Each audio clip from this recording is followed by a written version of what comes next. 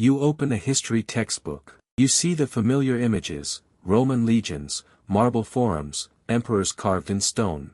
For almost all of recorded history, that image was incomplete. Everything you think you know about ancient Italy, the very foundation of Western civilization, was shaped by the last tiny slice of its existence. Before that, for centuries, it was completely different. Rome was not the beginning. It was an inheritor. And an eraser. What if the most powerful empire in history didn't just conquer its neighbors, but deliberately buried the memory of the civilization that came before it? What if the culture that taught Rome its gods, its rituals, and even its alphabet, was systematically wiped from the record, leaving only whispers in the soil? This is the story of the Etruscans, a civilization Rome tried to make you forget. And what you're about to find out changes how you see every stone of the Roman Forum. Imagine the world of the 8th century BC in central Italy. The air is thick with the scent of pine and olive groves, but also the metallic tang of bronze being worked. The sound of chisels on sandstone, the low murmur of a language unlike Latin. This was Etruria, a loose confederation of city-states flourishing across what is now Tuscany and Umbria. Their cities, like Veii, Tarquinia, and Cerveteri, were vibrant centers of trade and artistry, long before Rome was anything more than a small, muddy village on the Tiber. The oldest evidence of this sophisticated culture comes from sites like Tarquinia and Cerveteri in central Italy, roughly 3,000 years ago. These were not isolated settlements. These were interconnected hubs, trading with Greeks, Phoenicians, and Egyptians, absorbing and transforming influences into something uniquely their own. They built monumental tombs and temples, navigated rivers, and worked rich mineral deposits. This was a world of complex rituals, intricate craftsmanship, and a deep connection to the natural world. But this world, so rich and powerful, would one day be systematically dismantled. So what did this lost world actually look like? In the 1990s, Dr. Larissa Bonfante, an Etruscan scholar at New York University, published extensive work on Etruscan art and language. Her findings revealed a culture far more sophisticated than Roman accounts suggested. Her findings showed that Etruscan literacy was widespread, not confined to priests or scribes. The Etruscans had their own alphabet, derived from Greek, which they used for everything from public inscriptions to personal letters. We know this from the thousands of surviving texts, primarily short inscriptions on tombs, mirrors, and pottery. The famed gold tablets of Pyrgi, discovered in 1964, date to around 500 BC. They show parallel texts in Etruscan and Phoenician, confirming their extensive international connections and the importance of their written language. Etruscan art, particularly their vibrant tomb frescoes from places like the necropolis of Tarquinia, dating from the 7th to 2nd centuries BC, depict scenes of daily life, banquets, music, and dance. These were not shadowy, grim depictions.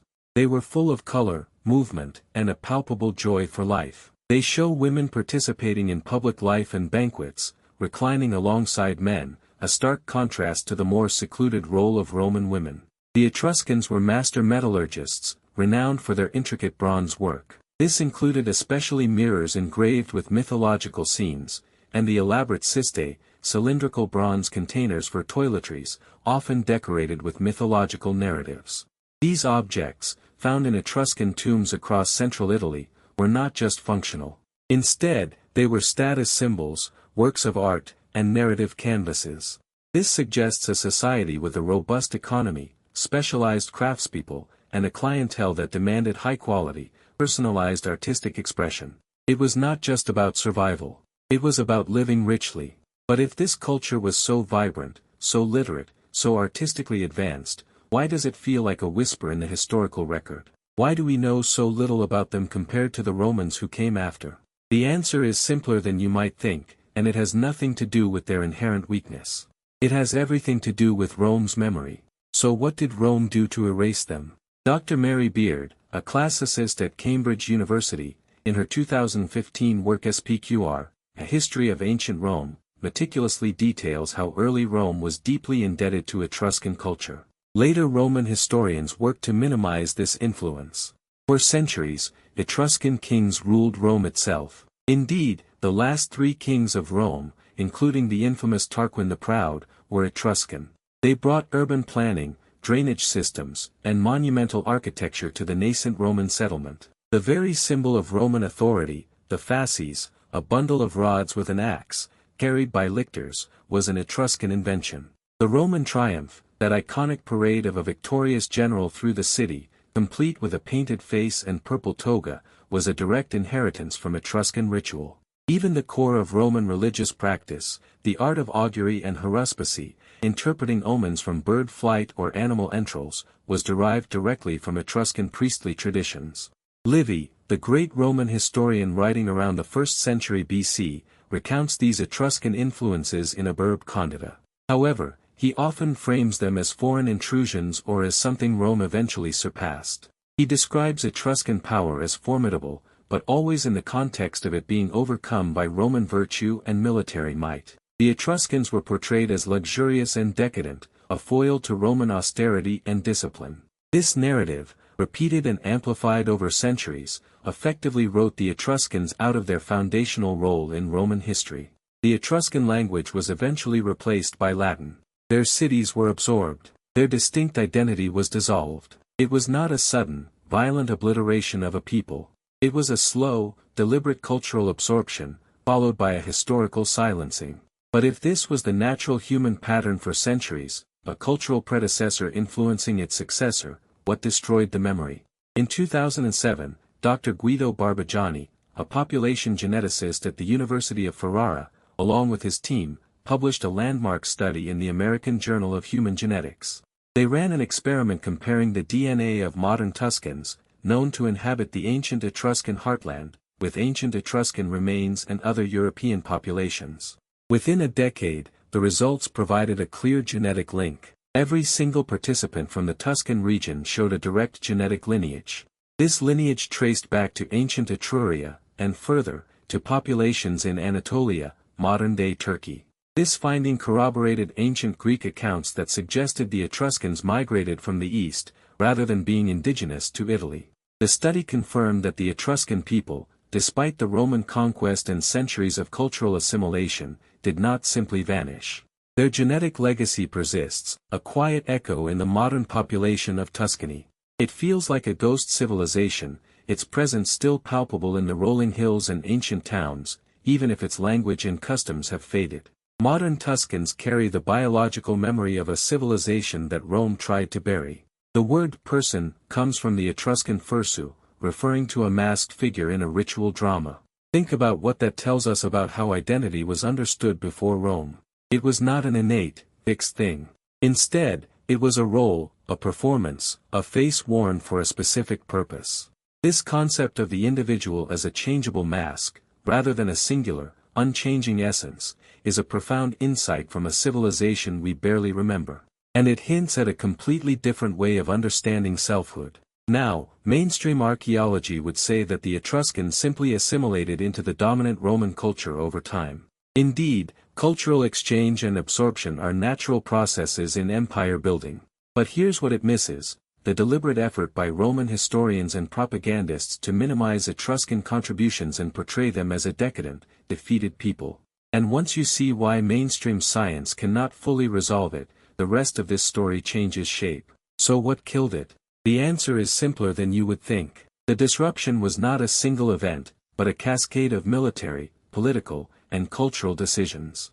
In 396 BC, the Roman Republic, then still a fledgling power, laid siege to Veii, one of the wealthiest and most powerful Etruscan cities.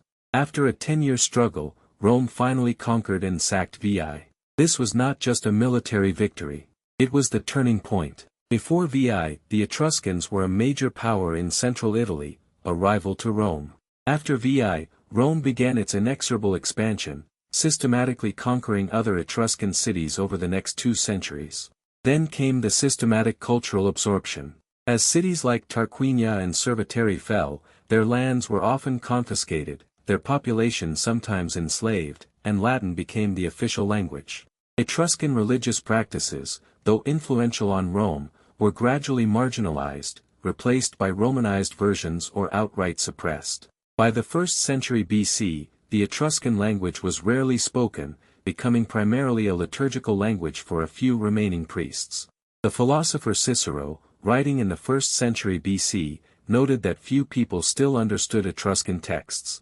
Not because of safety. Because night was supposed to be dark. The final stage was the historical erasure. Roman historians, writing from the perspective of a triumphant empire, had little incentive to glorify their former rivals or acknowledge their profound debt. They emphasized Roman exceptionalism, Roman virtue, and Roman military prowess.